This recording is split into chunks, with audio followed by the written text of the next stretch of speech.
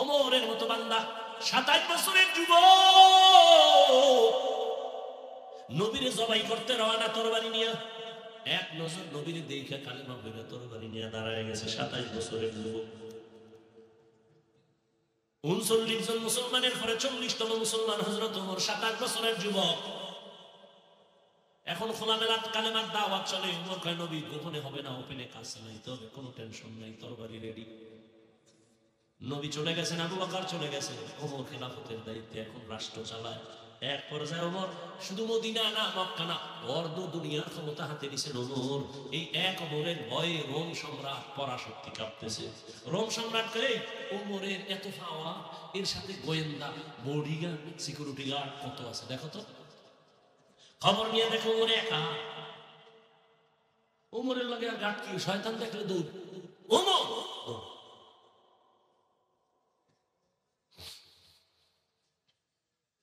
এত ভয়। এখন ১,৫০০ বছর পরে ওমর যে নাম শুনলে শরীরে একটু কেমন গরম অবস্থা। ওমর এত পাওয়ার, এত পাওয়ার। রোম সম্রাট কয় একা চলে তো এর মাইরা ফালাস না কেন? কে পারবা এর মারতে? একজনে দাঁড়ায় গেল, আমি পারবো, পুরস্কার রেডি যা। কয় একা যেহেতু চলে মারা কোনো ব্যাপার হইল? আল্লাহ বলেন না পারবি না, আমি যদি হেফাজত করি কেউ পারবি না। 200 বছর ইংরেজ বেঈমানেরা ভারতটারে শোষণ করেছে দাবানল জ্বালাইয়া। এক না দুই না হাজার হাজার হাজার আলেমের গলায় রশি লাগায় রাস্তার গাছের সাথে লাশ ঝুলাইয়া রাখছে। 1 মিনিটে বলতেছি, কিন্তু ভাইবেন এই ইতিহাস কত করুণ ছিল। হাজার হাজার হাজার আলেমের ফাঁসি দিয়া গাছের সাথে রাস্তা, দিল্লি শহরের গাছের সাথে লাশ ঝুলাইয়া রাখছে কলকাতা পর্যন্ত। হাজারো মাদ্রাসা সরকারি টাকায় চলতো, তালা লাগায় দিছে। ভারতবর্ষে ইসলামের কোন আওয়াজ চলবে না, মাদ্রাসা থাকবে না, কোরআনের আওয়াজ চলবে না। আমার আল্লাহ সিদ্ধান্ত নিছে, আমি দুনিয়াতে কোরআনের আলো যেখানে যেখানে ছড়াবো, এর পাওয়ার হাউস আমি ভারতের মধ্যেই বানাবো।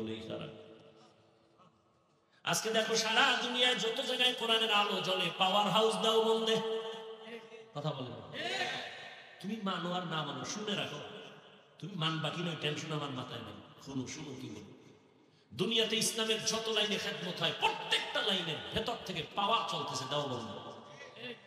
রাজনীতির ময়দানে দেওবন্দীদের পাওয়ার খেদমত, দাওয়াত ও তাবলীগ দেওবন্দীদের খেদমত, তাসকিয়া নফস পীর মুরিদির খেদমত চলে হালাল ভাবে, হক ভাবে দেওবন্দীদের মাধ্যমে। এমন কোন সেক্টর নাই যেখানে দেওবন্দীদের অবদান নেই। হযরত একা চলে তরবারি নিয়ে মারনেওয়ালা, জান্নাত খুঁজে দুশমন একা কোথায় পাবো? খুঁজতে খুঁজতে খবর পাইছে বিশাল একটা ময়দানে ওমর ডান হাতের বালিশ বানায় একা ঘুমায়। ওমর একা একা ঘুমায়। এই সুযোগ আর হাতছাড়া করা যাবে না। তরবারি নিয়ে রেডি গিয়া দেখে ঠিকই মাঠের কিনারায় বসে দেখে ওমর পাহাড়ের পাশে একা ঘুমাইছে একা। তরবারিটা খান থেকে কইলা রওনা, 1 কদম 2 কদম সামনে আবার দাঁড়ায় ভয়।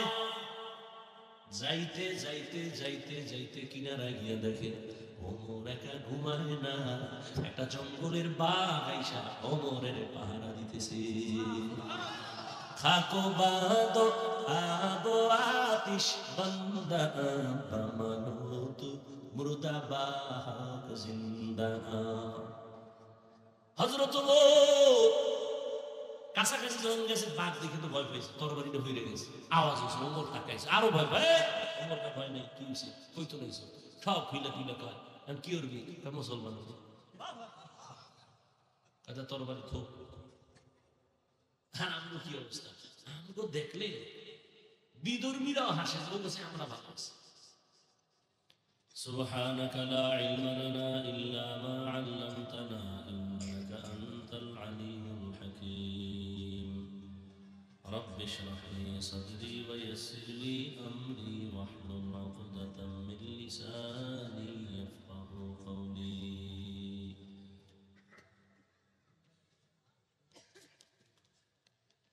ঐতিহ্যবাহী সোনারগাঁও যুব সমাজের উদ্যোগে আয়োজিত ওয়াজ মাহফিল 26শে ডিসেম্বর 2024। সভাপতি জনাব মোহাম্মদ হানিফ মুন্সি সাহেব, প্রধান মেহমান জনাব মোহাম্মদ আব্দুল হক সাহেব সহ অন্যান্য অতিথিবৃন্দ, হযরত উলামায়ে কেরাম, অত্র অঞ্চলের বিভিন্ন স্থান থেকে আগত আল্লাহ পাকের আশিকিন, জাকিরিন, শাকিরিন, মুহিব্বিন, মুহিব্বিয়ান নিজাম, কলিজার টুকরা আমার সমবয়সী যুবক বন্ধুগণ, স্নেহের ছোট ভাই, পর্দার আড়ালে মা বোনেরা, আল্লাহ পাকের দরবারে শুকর জাল্লাহ আমাদেরকে সুস্থ রেখেছেন এবং বরকতি মজলিস বেহেশতের বাগানে আসা বসার তৌফিক দান করেছেন। শুকর আদায়ার্থে ইমানের আওয়াজকে উঁচু করে সকলেই পড়ি আলহামদুলিল্লাহ। দরুদ ও সালাম সাইয়্যিদুল মুরসালিন রাহমাতুল লিল আলামিন শফিউল মুজনিবিন খাতামুন নবিয়্যিন সৈয়দুস সাকালাইন হযরত মুহাম্মদুর রাসূলুল্লাহ সাল্লাল্লাহু আলাইহি ওয়াসাল্লাম, যাদের অক্লান্ত পরিশ্রমে আজকের এই আয়োজন, আল্লাহ প্রত্যেককে এই খিদমতের বরকতে দুনিয়াতে শান্তি, পরকাল মুক্তির ব্যবস্থা করে দিন। উলামায়ে হযরত আলোচনা করেছেন, আমি আপনাদের সাথে সংক্ষিপ্ত দু চারটি কথা বলে বিদায় নেওয়ার নিয়ত করেছি। যেহেতু কালকে আমার প্রোগ্রাম, ঢাকাতে মাহফিল, ব্যস্ততা, শুধু উজানির মোহাব্বতে আমি সেখানের ছাত্র, এই কারণে আজকের এই কষ্টটা স্বীকার করলাম। না হয় আমি কালকে মাহফিল, আজকে আমি ঢাকার বাইরে যাওয়া কোনোভাবেই সম্ভব না। শুধু উজানির আবদার রক্ষা করতে আসছি। আর যেহেতু ওরা একটা মাহফিল নিয়ে করতে পারে না, বারবার ওই ছেলেটা বিদেশে থাকে, কই বারবার গেছে মাদ্রাসায়, তো চিন্তা করলাম যাওয়ার পথে একটু এখানে দোয়া করে পড়ে যাই। তো যাই হোক, কোরআনে হাকিমের ছোট এক আয়াত করেছি, নবীজির হাদিস থেকে এক হাদিসের অংশ করেছি। খুবই স্বল্প সময় আয়াত হাদিস আলোকে কিছু কথা আমাকে বলার মতো সহি নিয়তে, সহি তরিকায়, সহি কিছু কথা বলতে পারি, আপনারা শুনতে পারেন, সে তৌফিক আল্লাহ দান করেন। আমা খালাকতুল জিন্না ওয়াল ইনসা ইল্লা লিয়াবুদুন, আল্লাহ বলেন আমি মানুষ এবং জিনকে সৃষ্টি করি নাই, হ্যাঁ একমাত্র ইবাদতের জন্য। নবীজি বলেন লা তাআতা লি মাখলুকিন ফি মাসিয়াতিল খালিক, আল্লাহকে অসন্তুষ্ট করে পৃথিবীর ভিন্ন কারো আদেশ নিষেধ মেনে নেওয়া হারাম। আল্লাহকে অসন্তুষ্ট করে কোনো পীর, কোনো নেতা, কোনো নেত্রী, কোনো মাওলানা, কোনো মুফতি, কোনো ওস্তাদ, এমনকি মা বাবার কথা মানাও হারাম। কাকে বেজার করে? আল্লাহ। এক কথায় জবাব হলো, দুনিয়ার সবাইকেই বেজার করা সম্ভব, কিন্তু আল্লাহকে বেজার করা, কিন্তু আমরা করি উল্টা, যে দুনিয়ার সবাই খুশি থাকতে হবে, আল্লাহ বেজার হয় হোক। আমাদের অবস্থা কিন্তু এটাই বাস্তব, যেটা চোখের সামনে। পর্দা করলে আল্লাহ খুশি, আত্মীয় স্বজন বেজার। চিল্লা চিল্লি করবেন না কেউ, চুপচাপ কিছু কথা বলবো, শুনেন, খেয়াল করে। পর্দা করলে আত্মীয় স্বজন কি বেজার। এখন তাদের খুশি করার জন্য আল্লাহ বেজার হয় হোক, বেপর্দায় চলতেছে। দাড়ি কাটলে আল্লাহ খুব বেজার, আত্মীয় স্বজন খুব খুশি। আত্মীয় স্বজনকে খুশি রাখার জন্য দাড়ি কাটছেন, আল্লাহকে বেজার করছেন কেন? কোনো সমস্যা নেই।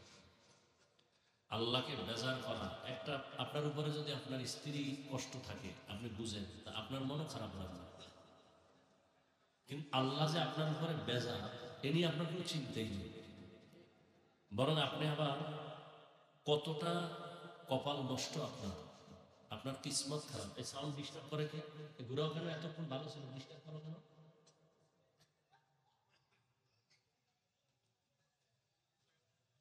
তাহলে আত্মীয় স্বজন আল্লাহ যে বেজারে, চিন্তা তো নাই, বরং উল্টা, এই যে আকাম করতেছে, অন্যায় করতেছে, এটার উপরে আবার সাপোর্ট দিচ্ছে কথা দিয়ে। বলে কি, এই দাঁড়িয়ে রাখো না কেন? না রাখলে অসুবিধা কি? কত বড় নিকৃষ্ট বেয়াদব হলো, এত বড় একটা গুনাহ কইরা আবার এটা নিয়ে বাহাদুরি করে, না রাখলে অসুবিধা কি?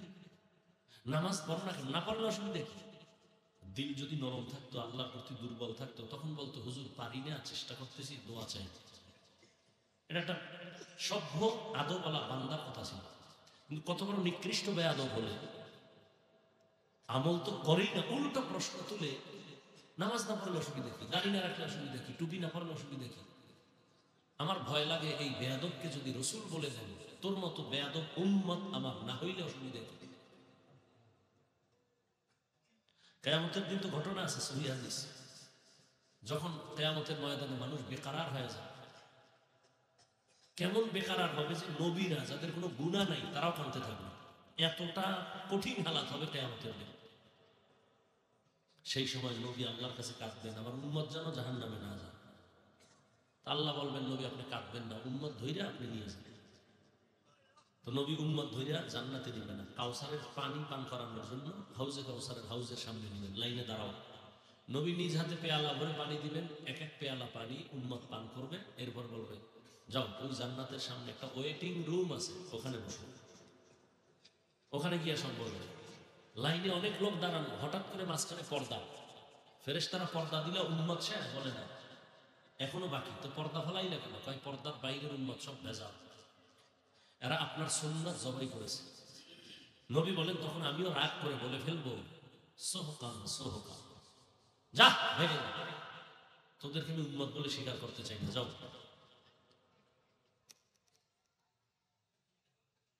রাসূলের হাদিস। আপনি নামাজ পড়েন না, এটা এক কপাল পড়া, আর একজনের নামাজ দেখতে পারেন না, আপনি ডবল কপাল পড়া।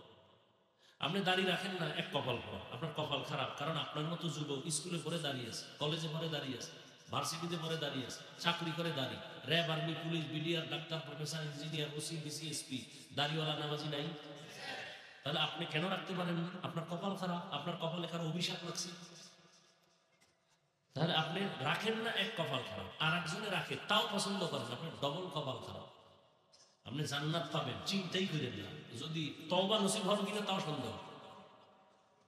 কারণ আপনি যদি নিজে অন্যায় করে নিজের একটু দুর্বল মনে করেন, তো এটা একটা দুর্বলতার কারণে আল্লাহ দয়া করবে। কিন্তু আপনি যদি এমন হয় যে নিজেও নামাজ পড়েন না, অন্যে নামাজ পড়ে তাও পছন্দ করেন না, নিজেও দাঁড়িয়ে রাখেন না, অন্যে দাঁড়িয়ে রাখবে তাও পছন্দ করেন না, আপনার তওবা নসিব হবে কিনা তাও সন্দেহ। কারণ আপনি পৃথিবীর নিকৃষ্ট বেয়াদব, নিকৃষ্ট, শুধু বেয়াদব না, নিকৃষ্ট বেয়াদব। কারণ রসুলের সুন্নাত ডাইরেক্ট জবাই করে আপনি আবার প্রশ্ন তুলেন, না করেন অসুবিধা কি? এত বড় দুঃসাহস কোন বেঈমানে আপনাকে দিছে? কে আপনাকে এই সাহসটা দিল এই কথা বলা? আপনার দিল কাঁপে না?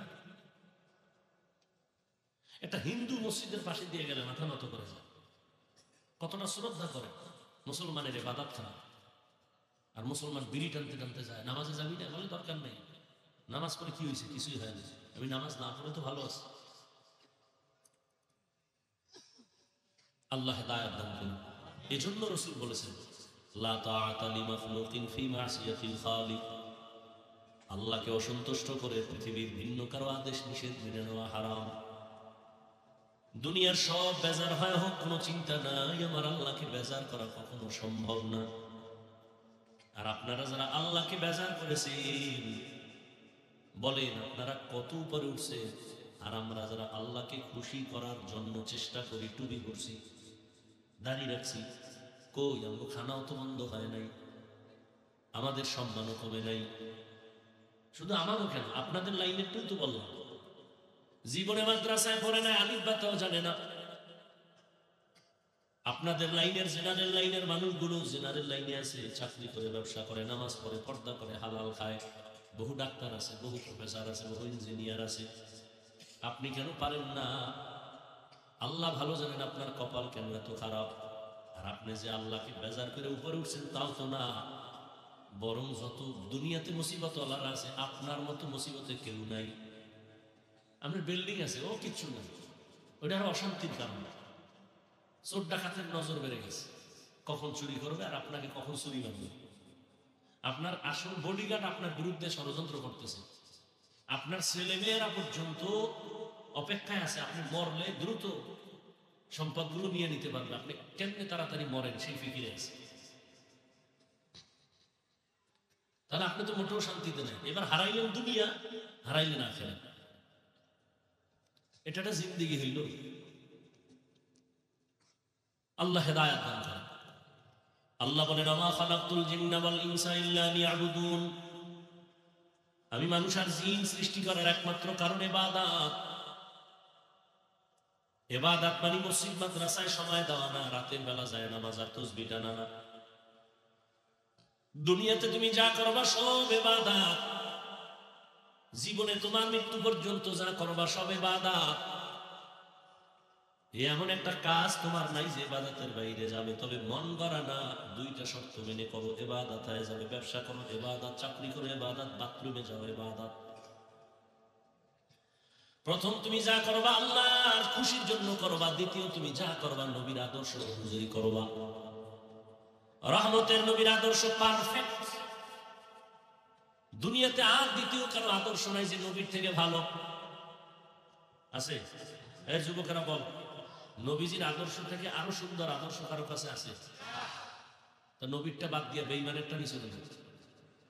নখ কাটার মধ্যে কি নবীর আদর্শ আছে? চুল কেমনে কাটবা রাখবা নবীর আদর্শ আছে? বেঈমানেরটা নিলে কেন? মুখে বলতেছো নবীরটা ছাড়া ভালো আর কোনো আদর্শ নাই, নিও না কেন নবীরটা? তুমি জান্নাতের আশা করতেছো, রসুলের সাথে দুশমনি করে। তুমি আল্লাহর কোরআনটাকে তুমি এত হালকা মনে করেছো? আল্লাহর ওয়াদাকে তুমি হালকা মনে করেছো? তো সাহাবায়ে কেরাম তো জান্নাতের টিকিট পাইছেন হাতে, এরপরও সারা জিন্দেগি কাঁদলেন কেন? আবু বকর, ওমর, ওসমান, আলী জান্নাতের টিকিট রেডি, এরপরও কাঁদতেছেন সারা রাত। নবী বলে কাঁদলেন কেন? আবু বকর বলেন ইয়া রাসূলুল্লাহ, কিয়ামতের দিন আমার উপায় কি হবে? আরে আপনার জান্নাতের টিকিটটা রেডি? হ্যাঁ রেডি। এরপরও ভয়, আল্লাহ যদি কোনো কাজে বেজার হয় টিকিট ক্যান্সেল করে দেন, উপায় কি?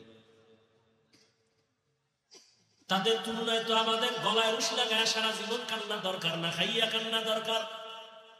ওই যে আবু যার গিফারি রাদিয়াল্লাহু তাআলা আল্লাহর নবীর আশিক, নবীর মুহাব্বতে গিয়ে আল্লাহর এমন আশিক হয়ে গেলেন আর সংসার করে না।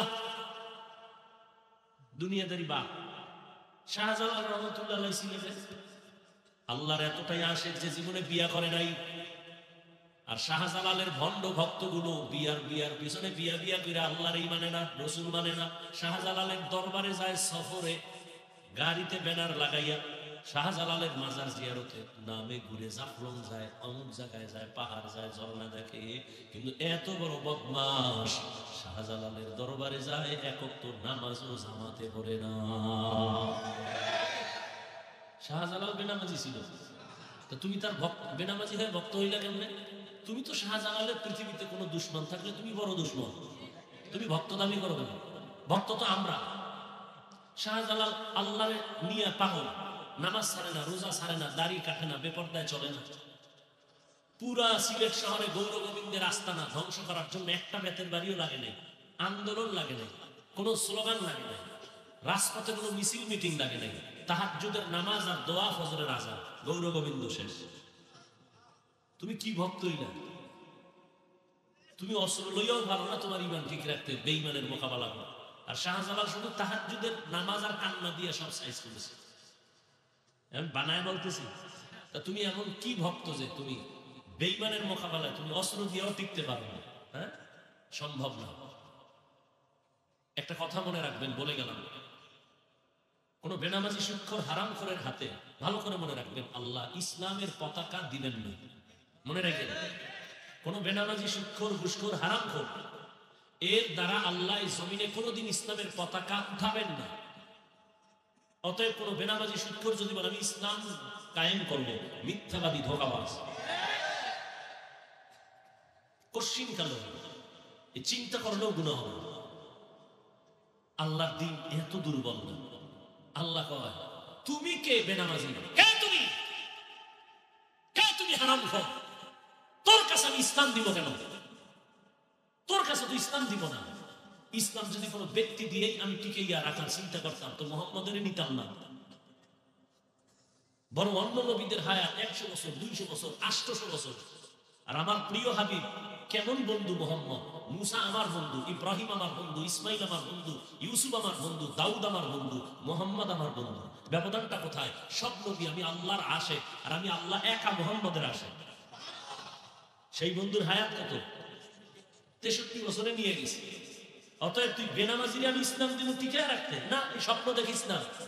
কোনদিন আমি বেনামাজির হাতে ইসলামের পতাকা দিব না। আমি কালে দিব, আমি নতুন মানুষ বানাবো। সব যদি সমাজের হারামখোর হয়, আমি আল্লাহ আলাদা নতুন মানুষ বানায় দিন টিকাবো। দিন হেফাজতের জিম্মা নিছি আমি, মুহাম্মদের হাতেও দেই নাই। তুমি কে? মাস্তানি করো আর নেশা পান করো, নামাজ বাদ দিয়ে তুমি ইসলাম কায়েম করবা? এত সোজা? এই কথা বলেছে? কে বুদ্ধি দিয়েছে তোমাকে? উল্টা বুদ্ধি কে দিয়েছে? এই স্লোগান কে শিখিয়েছে তোমাকে? কোন বেনামাজি, সুদখোর, ঘুষখোর, হারামখোর, আল্লাহ দুশমনের হাতে আল্লাহ কোনদিন ইসলামের পতাকা ধরাবেন না, উঠাবেন না, দিবেন না। আর তুমি সুদ খেয়ে স্বপ্ন দেখো ইসলাম কায়েম কর, এত সোজা না। রহমতের নবীর কোনো গুনাহ নাই। সেই নবী দিনের জন্য কি পরিমাণ কষ্ট করে। নবী দোয়া করলে তো উহুদ পাহাড় স্বর্ণ হয়ে যায়, যাইতো না? নবী উল্টা দোয়া করছে কি? ও দয়ার মালিক, আমাকে গরিবী হালাতে রাখিয়েন, আমারে গরিবী হালাতে মরণ দিয়েন, কিয়ামতের দিন আমারে গরিবদের সাথে হাসর করাইয়েন। আর আপনি ধনী হওয়ার জন্য পাঁচাঙ্গুলে 5টা পাথরের আংটি লাগাইছে, এক এক আংটি 1.5 লাখ 2 লাখ। কিও কয় এটা হলো ধনী, এটা হলো মাথা ঠিক রাখবো, এই পাথরে আমার যৌবন ঠিক রাখবে, আর এক পাথরে আমার রাশি ঠিক রাখবে। আকামের যত দোয়ানদারি পাঁচাঙ্গুলের ভিতরে। পাথর ধনী বানায়, হ্যাঁ? তো সবাই পাথর কিনে ধনী হয়ে যেত। ধনী বানানোর মালিককে। নবী ধনী হতে চান না, দোয়া করলেন গরিবী হালাতে রাখো, গরিবী হালাতে মরণ দাও, কিয়ামতে উঠবো গরিবী হালাতে। কেন? নবী বলেন, এই গরিবেরা, বড় লোকের বাড়ি গাড়ি দেখে আফসোস করিস না। বড় লোক টাকাওয়ালা বাড়িওয়ালাদের 500 বছর আগে আমি গরিবের জান্নাত দিয়ে দিব। কয় বছর আগে? কার আগে কারা যাইব? ধনীর আগে। কোন গরিব? আপনাকে সোনা কান্দার গাঁজা কর যেটি বিড়ি টানে। বহু গরিব আছে বিড়ি টানে, নাই? নামাজ পড়ে না, আলেমের বিরোধিতা করে, এরা যাইব। এত জান্নাত সোজা। মা খালাকতুল জিন্না ওয়াল ইনসা ইল্লা লিয়াবুদুন। ইবাদতের জন্য আল্লাহ বানাইছেন ইবাদত। চাকরি করো ইবাদত, ঘুমাও ইবাদত, কান্না করো, হাসি দাও ইবাদত, বাথরুমে যাও ইবাদত, স্কুলে পড়ো, কলেজে পড়ো, সব কিছু ইবাদত। 2 শর্ত। যা করবা আমার আল্লাহকে খুশি করার জন্য, সব হবে মদিনাওয়ালা নবীর আদর্শ অনুযায়ী। নবীজির থেকে আরো সুন্দর আদর্শ তোমরা বলছো নাই, এরপর আমি অপশন দিয়ে দিলাম। কেউ যদি বলো হাফিজ ভাই মদিনার নবীর আদর্শ থেকে আরো সুন্দর আদর্শ আছে শেখ মুজিবুর রহমানের মধ্যে, আমি হাফিজুর রহমান কসম খায় বলে যাই, শোনা কান্দার মানুষ, আমি নবীরটা বাদ দিয়া শেখ মুজিব সাহেবেরটা নিব যদি ভালো প্রমাণ করতে পারো। কেউ যদি বলো নবীরটার থেকে জিয়াউর রহমান সাহেবেরটা ভালো আদর্শ, আমি নবীরটা বাদ দিয়া জিয়াউর রহমান সাহেবেরটা নিব। সাহস আছে নি কেউ বলতে পারবা? ওরে তাদেরটা কি বলবা? তাদের থেকে আরো বড় গুরু আব্রাহাম লিঙ্কন, যার গণতন্ত্র নিয়ে মরো, স্লোগান দাও গণতন্ত্র জীবিত রাখার জন্য জীবন দিয়ে ভালো মুখায় জীবন দিলে কি হইব? আব্রাহাম লিঙ্কনের গণতন্ত্র জিন্দা রাখতে মইরা গেলে শহীদ হয়ে যাবো। আব্রাহাম লিঙ্কনের গণতন্ত্র একটা কুফুরি, কুফুরি মতবাদ। ইরান চিন্তা করতেছে মরবে, হে ভাবতেছে আমি শহীদ, মামার বাড়ির আব্দার শহীদ। আব্রাহাম লিঙ্কনের আরো বড় পণ্ডিত, তার উপরে মহা পণ্ডিত গেল ইতিহাসের পৃষ্ঠায়, যাদের নাম মাও সেতুনের আদর্শ, লেনিনের আদর্শ, কার্ল মার্ক্সের আদর্শ। এক কথায় জবাব, দুনিয়ার সবার আদর্শ নাপাক, নাপাক, নাপাক। একমাত্র মদিনাওয়ালা নবীর আদর্শই হলো পাক। তুমি ঠিক কইলে ঠিক হবে, আর তুমি চুপ থাকলে ব্যাঠিক। হ্যাঁ, রহমতের নবীর আদর্শ 1500 বছর হয়ে গেল, নবী নাই। মাঝে মাঝে শোনা কান্দা মসজিদে নবী আসে, দেখা করে যায় উম্মতের।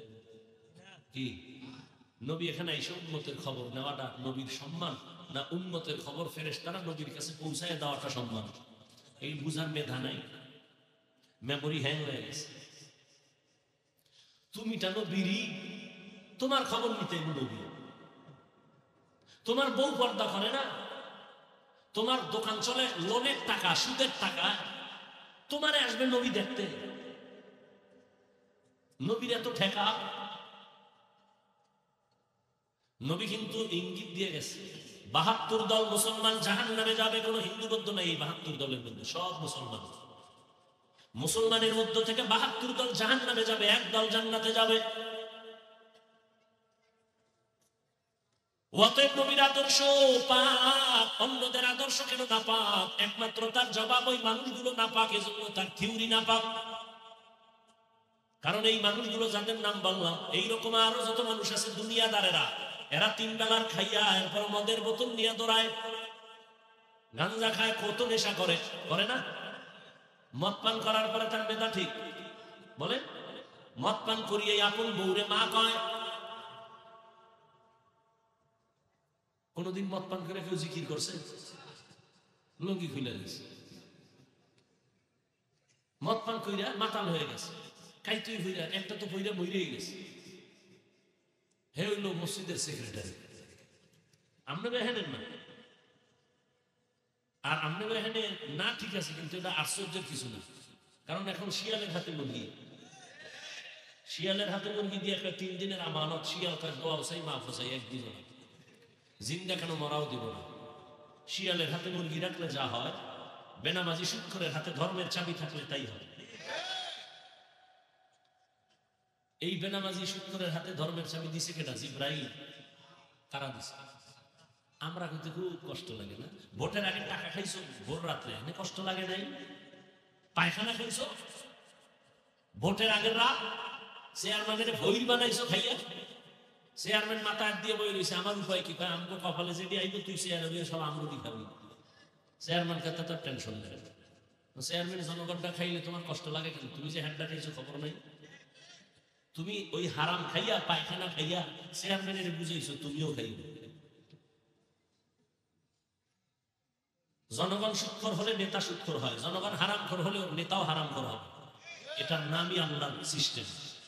আর জনগণ যদি সৎ হয়, তাহাজ্জুদ ওয়ালা হয়, এর নেতা যারা দায়িত্ব নিবে এরাও তাহাজ্জুদ ওয়ালা হবে। আল্লাহ হেদায়েত দান করুন। নবীর আদর্শ কেন পাক? অন্যটা না পাক কেন তো বললাম, নবীরটা কেন পাক? বলে নবী নিজেই পাক। 63 বছর হায়াতে নবী কোনোদিন মিথ্যা কথা বলেন নাই। আর তোমরা আমগো নেতারা মোবাইলটা কানে লাগায় ঘরে বইয়া কয় আমি জমিনে নাই, জমিনেই নেই। কয়টা টাকা পাইবে কে জানি, হে ডরে ঘরে জমিনে নাই। আমি এরপর এক জায়গায় চুপে চাপ বাইরে যে দেখা হয়ে কেউ, তুমি জমিনে নাই মানে? কারণ আমি তোমার মাটির নিচে আসিলাম। এই পরিমাণ মিথ্যা কথা দিয়ে জমানটাকে নাপাক করে রাখছে। আর রসুল জীবন 63 বছর হায়াতে ভুলেও কোনদিন একটা মিথ্যা বলেন না। কেমন নবী চিনলা না উম্মতের? যে নবী জীবনে একটা কোনদিন মিথ্যা বলেন নাই, গালি দেন নাই। হাজারো গালি নবীকে দেওয়া হয়েছে, সামনে দাঁড়ায় নবী গালি দিবেন দূরের কথা, কোনদিন দেন নাই। কেমন মায়ার নবী আমার, দুটা চোখ গরম করে নবী কারো দিকে কখনো তাকান নাই। ওই নবীর আদর্শ কত সুন্দর। নবী মসজিদে বসে বলে, আহ নবী, আল্লাহ যা আসে তার দিল কত সহজ সরল নরম। নবীজি মসজিদে বলে এই সাহাবায়ে কেরাম, কোনদিন কইরা যাইতে বলা যায় না, আমার কাছে কিছু পাইবেন নি, পাইলে নিয়ে নেন। শেষে আবার একটা কিয়ামতে কিলাকিলি বাঁচবো যে আমার পাওনা চাই। হাদিসে আছে পাওনাদার যারা এরা দাঁড়াবে, জান্নাতি মানুষটার সামনে গিয়ে বলবে পাওনা দিয়ে জান্নাতে যান। কি ভাবি? 100 টাকা, 1000 টাকা দোকান থেকে বাকি নিছো না? তখন তো আর টাকা নাই, এহেন না টাকার খেলা। তখন আল্লাহ ফয়সালা দিবেন, এর আমল নামার নেক পাওনাদারকে দিয়ে দাও। দিতে দিতে দিতে দিতে পাওনাদারের নেক শেষ, পাওনাদার এখন 3-4 জন বাকি। ফেরেশতারা আল্লাহ পাওনাদার আছে, ওর আমল নামায় তো আর কি নাই, নেক নাই। এখন ওই পাওনাদারের গুনাহ আর আমল নামায় ঢুকাইয়া ওরে জাহান্নামে না, জান্নাতের এই সাইরা ওর হাতে হ্যান্ড কাপ লাগবে জাহান্নামে, যাও একে জাহান্নামে দিও। সহিহ হাদিস রাসূলের।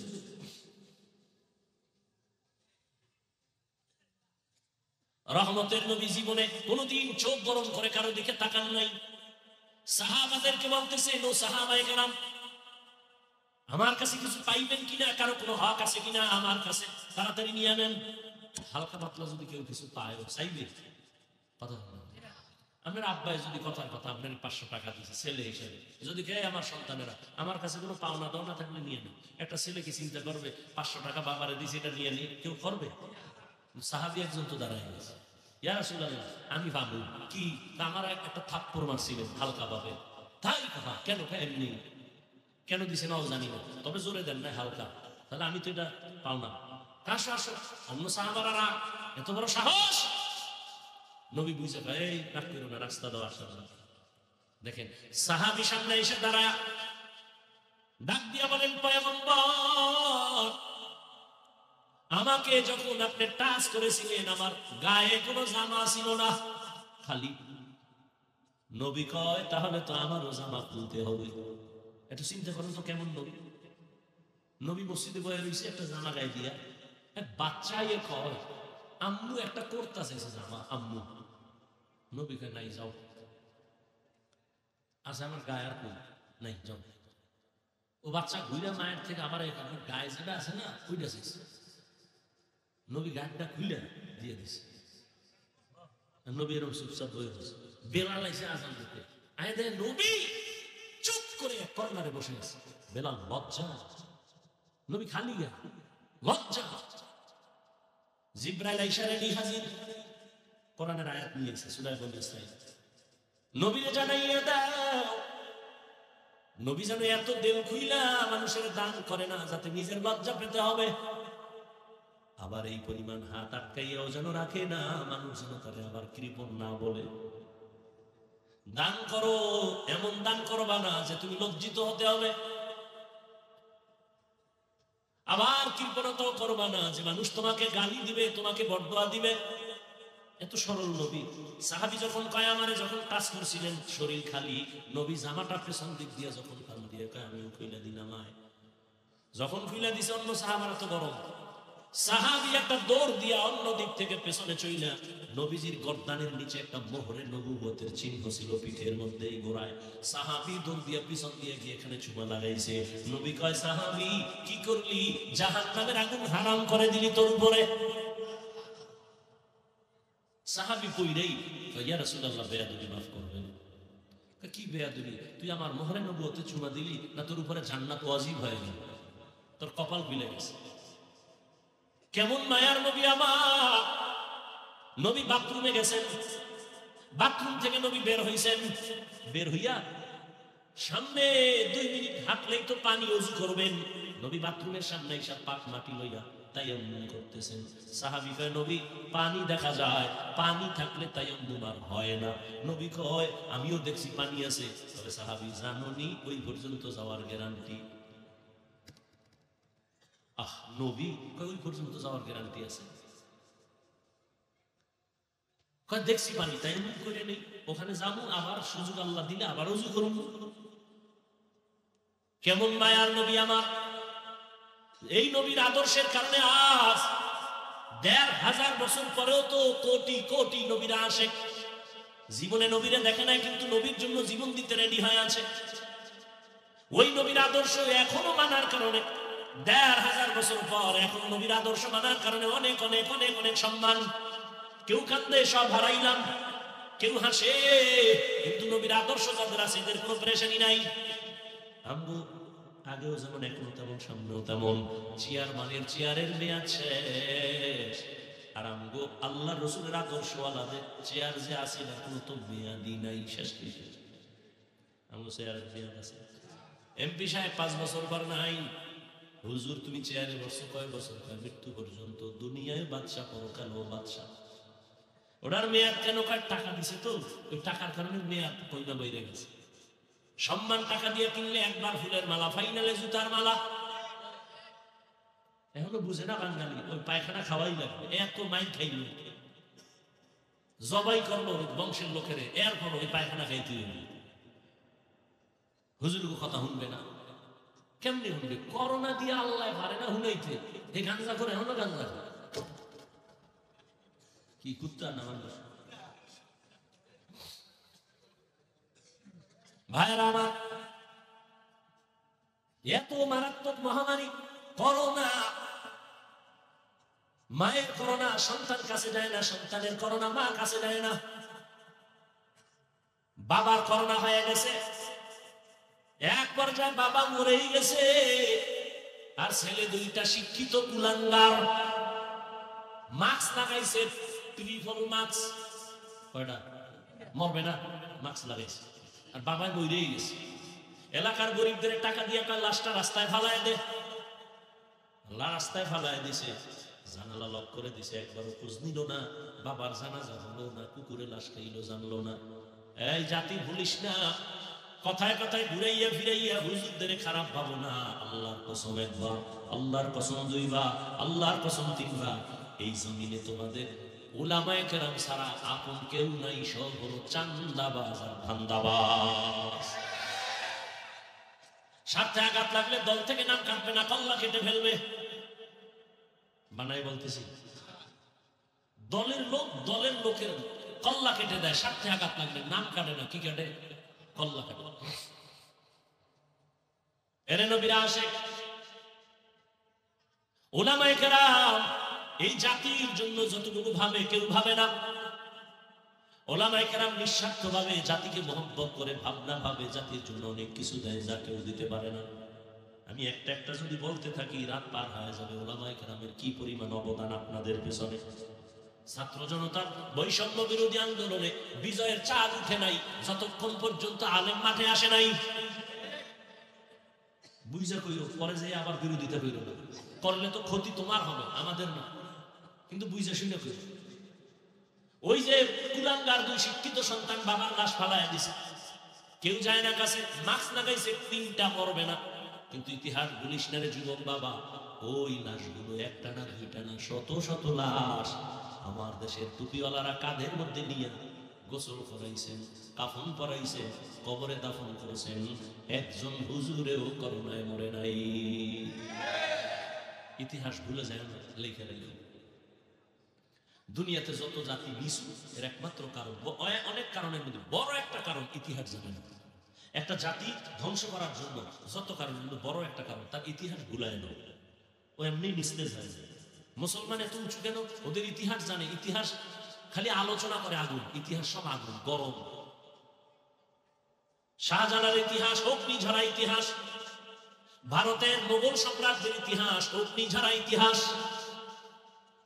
ওরে বিল্ডিং তৈরি হলে তো আস্তা ইট দিয়া ওয়াল করা লাগে, আবার নিচে গুড়া দেওয়া লাগে, কংকর দেওয়া লাগে, এর উপরে বিল্ডিং দাঁড়ায়। ঠিক মুসলমানের ইসলামের বিল্ডিং দাঁড়াবার জন্য শহীদের পেয়ালা পান করা লাগে। বহু মুসলমানের ইসলাম দাঁড়ায় যায়, রক্তের পরেই বিজয়। রক্ত মুসলমান যেখানে দিয়েছে সেখানে বিজয়ের পতাকা উড়েছে, কেউ আর নামাতে পারে নাই। 200 বছর শোষণ করছে, শাসন না, ইডম বুঝে না, বক্তব্য দেয় শাসন আর শোষণ। শোষণের নাম জুলুম আর শাসনের নাম ইনসাফ। জুলুমকারী জালেম, আর যে শাসন করে সে ব্যক্তি হলো ইনসাফগার, আদেল। জালেমে যা করে এটা কি শাসন করে না শোষণ করে? এটা এই পার্থক্যটাও বুঝে না, শোষণ কি আর শাসন কি। মুসলমানের ইতিহাস আগুনের ইতিহাস। মুসলমানের যেখানে রক্ত ঝরেছে সেখানে বিজয়ের পতাকা উঠছে, একটু সময় লাগছে। ও আমার কলিজার যুবক, আমি তোমাকে এই কথা একবারও বলি নাই, তুমি ভয় পাও কেন? আমি একবারও বলি নাই। স্কুলে তালা দিয়ে আয়, মাদ্রাসায় এসে হুজুর হাত তসবিহ হাতে নেই, একবারও বলি নাই। বরং আমি তোমাকে সাহস দিয়ে বলবো, যুবক বাবা, তুমি স্কুলে পড়ো আলহামদুলিল্লাহ, কলেজে পড়ো আলহামদুলিল্লাহ, চাকরি করো আলহামদুলিল্লাহ, ব্যবসা করো আলহামদুলিল্লাহ। কি মনে করো এগুলি বলতেছি যে তোমার বরদোয়া দেই না? দোয়া। কি বুঝলা? আমি এটার পক্ষে না বিরোধী? বুঝো, ভালো করে বুঝো। স্কুলে পড়ো, ধন্যবাদ। কলেজে পড়ো, চাকরি করো, ব্যবসা করো, ডাক্তার হও, ইঞ্জিনিয়ার হও, প্রফেসর হও, সাংবাদিক হও, ওসি হও, ডিসি হও, এসপি হও, এমপি হও, তোমরা হও। আমি হুজুর গডি হওয়ার শখ নেই, ওই চেয়ারের থেকে এই চেয়ারের মূল্য বেশি। কি আচ্ছা, আমি ডিসি হইলে আমার সম্মান বাড়বে না? আমি যেভাবে আছি এই সম্মান বেশি। হ্যাঁ, ওই আমি আফমো খালেদ সাহেব দামাত বাড়া কথা ধর্ম উপদেশ হয়েছে, বেচারা দৌড়াইতে দৌড়াইতে উস নেই। বিদেশ যাও, ওখানে যাও, ওয়াজ মাহফিলও বন্ধ হয়ে যাইতেছে, একটা প্যারা মাথার মধ্যে, ঠিক না? এরপরে মানুষ আবার এখান থেকে আঘাত করে, ওখান থেকে আঘাত করে, এখান থেকে ভুল ধরে, ওখান থেকে গালি দেয়। এর চেয়ে শান্তিতে ওয়াজ মাহফিল করবে। আফমো খালেদ সাহেবের বয়ান পৃথিবীর সমস্ত শিক্ষিতদের জন্য খারাপ। ইউটিউবে ঢুকেন, যেই পরিমাণ সুন্দর তথ্যবহুল কথা বলে, আপনি এত বড় শিক্ষিত, এই তথ্য আপনারও খবর পাবেন। এই জন্য ওই পথ আমাদের না, কিন্তু গেছে গেছে যাওয়ার কারণ আমি দরজা খুলে ঘুমাইছি, আরামে বাতাস আসবে, কিন্তু চোর ঢুকলে তো বিপদ। আমি চেয়ার দিছি, এখানে ভালো মানুষ বসবে, চোর এসে বসবে, এখন আমার হাত দিয়ে ফিরানো লাগবে। এই কারণে আলেমরা আমরা মাঠে নামছে। এক সময় তো জীবনেও আলেমরা মাঠে নাইবা কয় নাই ভোট দাও হয়েছে, আমার মনে আছে। এই সময় ছোট ছিলাম, কেউ ছিল না, আর এখন সব আলেম মাঠে। কেন? রাজনীতির ময়দান নাপাক করছে, ধান্দা বাজার, চান্দা বাজার। অথচ রাজনীতি কত পবিত্র জিনিস, নীতির রাজা, শ্রেষ্ঠ নীতি রাজনীতি। আর এই নীতির মধ্যে বয়ে যদি গান্দা খায়, তাইলে নীতিটার শ্রেষ্ঠ রইল। পাশে দাঁড়াইলে গন্ধ, মদের গন্ধ, নেশার গন্ধ, মাতাল হয়। এই জন্য আলেম ওলামারা বলে না, নাপাক করতে দেয়া যাবে না। রহমতের নবী হাতে নিছেন মদিনা রাষ্ট্র ক্ষমতা, আবু বকর হাতে নিছেন, ওমর হাতে নিছেন, উসমান হাতে নিছেন, আলী হাতে নিছেন রাদিয়াল্লাহু আনহু আজমাইন। শান্তি আর শান্তি আর শান্তি আর শান্তি, কোনো অশান্তি নাই। ওমরের মতো বান্দা, 27 বছরের যুবক, নবীরে জবাই করতে রওনা তরবারি নিয়ে। এক নজর নবীরে দেখে কালেমা পড়ে তরবারি নিয়ে দাঁড়ায় গেছে 27 বছরের যুবক।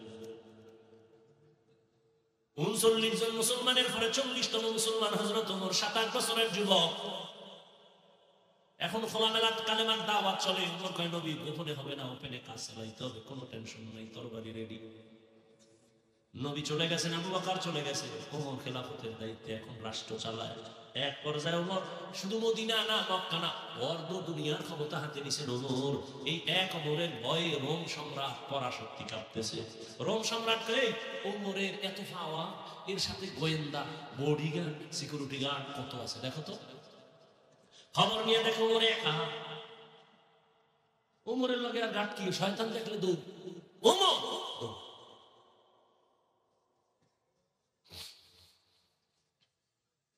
এত ভয়। এখন দেখেন 1500 বছর পরে ওমর যে নাম শুনলে শরীরে একটু কেমন গরম অবস্থা। ওমর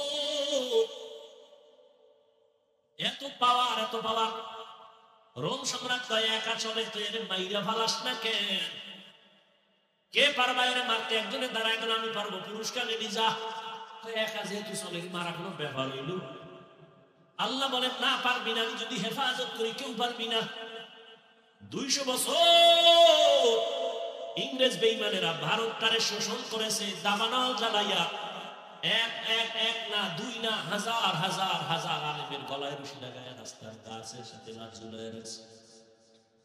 1 মিনিটে বলতেছি, কিন্তু ভাইবে এই ইতিহাস কত করুণ ছিল। হাজার হাজার হাজার আলেমের ফাঁসি দিয়া গাছের সাথে, রাস্তার দিল্লি শহরের গাছের সাথে লাট ঝুলায় রাখছে, কলকাতা পর্যন্ত। হাজারো মাদ্রাসা সরকারি টাকায় চলতো, তালা লাগাই দিছে। ভারতবর্ষে ইসলামের কোন আওয়াজ চলবে না, মাদ্রাসা থাকবে না, কোরআনের আওয়াজ চলবে না। আমার আল্লাহ সিদ্ধান্ত নিছেন, এই জিবরাইল, আমি দুনিয়াতে কোরআনের আলো যেখানে যেখানে ছড়াবো, এর পাওয়ার হাউস আমি ভারতের মধ্যেই বানাবো। আজকে দেখো সারা দুনিয়ায় যত জায়গায় কোরআনের আলো জ্বলে, পাওয়ার হাউস দাও বন্ধে। কথা বলে তুমি মানো আর না মানো, শুনে রাখো। তুমি মানবা কি নয় টেনশন আমার মাথায় নেই, শুনো শুনো কি বলি। দুনিয়াতে ইসলামের যত লাইনে খেদমত হয়, প্রত্যেকটা লাইনের ভেতর থেকে পাওয়ার চলতেছে দেওবন্দ। রাজনীতির ময়দানে দেওবন্দীদের পাওয়ার খেদমত, দাওয়াত ও তাবলীগ দেওবন্দীদের খেদমত, তাসকিয়া নফস পীর মুরিদির খেদমত চলে হালাল ভাবে, হক ভাবে দেওবন্দীদের মাধ্যমে। এমন কোন সেক্টর নাই যেখানে দেওবন্দীদের অবদান নেই। হযরত একা চলে, তরবারি নিয়ে মারনে হলা, জাল্লাত খুঁজে, দুশমন একা কোথায় পাবো? খুঁজতে খুঁজতে খবর পাইছে বিশাল একটা ময়দানে ওমর ডান হাতের বালিশ বানায় একা ঘুমায়। ওমর একা একা ঘুমায়। এই সুযোগ আর হাত ছাড়া করা যাবে না। তরবারি নিয়ে রেডি গিয়া দেখে ঠিকই মাঠের কিনারায় বসে দেখে ওমর পাহাড়ের পাশে একা ঘুমাইছে। একা তরবারিটা খান থেকে ভুইলা রওনা, 1 কদম 2 কদম সামনে আবার দাঁড়ায়, ভয়। যাইতে যাইতে যাইতে যাইতে কিনারায় গিয়া দেখে ওমর একা ঘুমায় না, একটা জঙ্গলের বাঘ আইসা ওমরের পাহারা দিতেছে। থাকো বাঁধো আবো নিশ বান্দা বামানত মুর্দাবাদ জিন্দা। হযরত কাছাকাছি যখন গেছে বাঘ দেখে তো ভয় পাইছে, তরবারিটা হইরে গেছে, আওয়াজ হয়েছে, ওমর তাকাইছে, আরো ভয় পায়, ভয় নেই, কি হয়েছে, কই তো রয়েছে, সব হিলা ফিলা কয়, কি করবি, মুসলমান কাজা তরবারি থোক। হ্যাঁ আমাদের কি অবস্থা, আমরা তো দেখলে বিদর্মীরাও হাসে, বলতেছে আমরা ভালো আছি।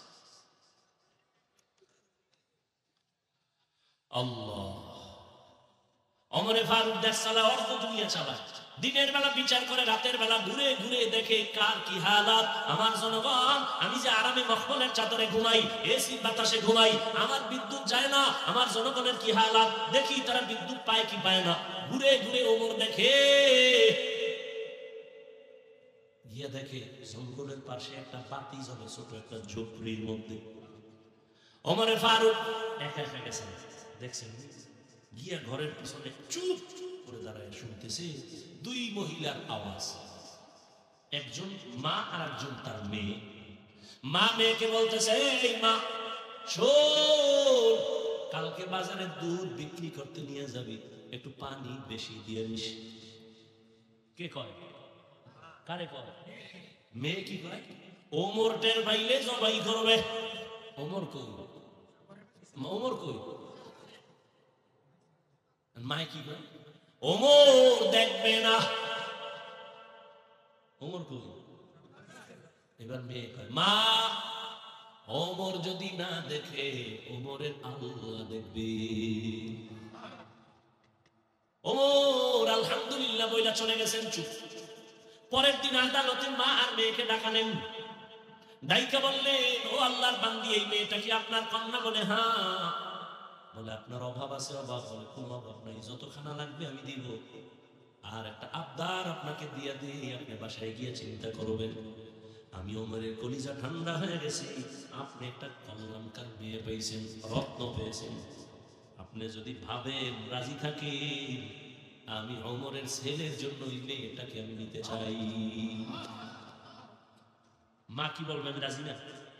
এই সুযোগ কেউ হাতছাড়া করে? মা বলে, আলহামদুলিল্লাহ, এই মেয়েকে ওমরের ছেলের জন্য নিয়ে নিলেন। কেমন মেয়ে? ও পর্দার আড়ালের আম্মা জানেরা, বোনেরা, কসাসুল আউয়ালিন মাওয়াইজুল আখিরিন, অতীতের ইতিহাস পরবর্তী মানুষের জন্য উপদেশ। এর আম্মা জানেরা, আপনাদের কত মর্যাদা, কত সম্মান। আপনারা নবীদের মা, সাহাবায়ে কিরামদের মায়ের মতো মা, আলেমের মা, হাফেজা কোরআনের মায়ের মতো মা, ইসমাঈল নবীর মা হাজেরা আলাইহিস সালামের মতো দামি নারী, ঈসা নবীর মা মারিয়াম আলাইহিস সালামের মতো দামি নারী। এর আম্মা জান, আপনারা তো এই দুনিয়া আল্লাহর দুশমন ফেরাউন, তার স্ত্রীর নাম কি? আসিয়া। এত বড় বেঈমানের ঘরে থাইকা আসিয়া নামের বান্দি আল্লাহর এত পেয়ারা হয়ে গেলেন। রহমতের নবী বলেন, জান্নাতে আমার সাথে আসিয়ার বিয়ে হয়ে যাবে। সুবহানাল্লাহ। না যেইটালে বিড়ি ঠানো, সুবহানাল্লাহ, এটা তো একটু সময়ের দরকার। আল্লাহ হেদায়েত দান করুন। এরে আম্মা জান, এত বড় বেঈমান ফেরাউনের ঘরে আসিয়া যদি আমার আল্লাহর পেয়ারা বান্দি হতে পারে, আপনার স্বামী তো ফেরাউনের মতো খারাপ না। আপনার স্বামীকে যদি বুঝাইতেন, বুঝতো, নামাজের কথা বলতেন, চেষ্টা করতো, আর স্বামীরে যদি বলতেন, খাইয়া থাকলো আসি, না খাইয়া থাকলো আসি, হারাম মাল ঘরে কোনোদিন আনবা না, হারাম খাইয়া রক্ত না পাক করবো না, সন্তানের রক্ত না পাক করতে দিব না, মা যদি বুঝাইতেন, কোনো স্বামী হারাম টাকার মাল ঘরে নিত না। তবে যারা নিবা, শুনে রাখো তোমাদের জন্য, হারাম খাওয়াইয়া যে সন্তানের বড় বানাবা, ওই সন্তান কোনোদিন মা বাবার খেদমত করবে না, লিখে রাখো বাড়ির দরজায়।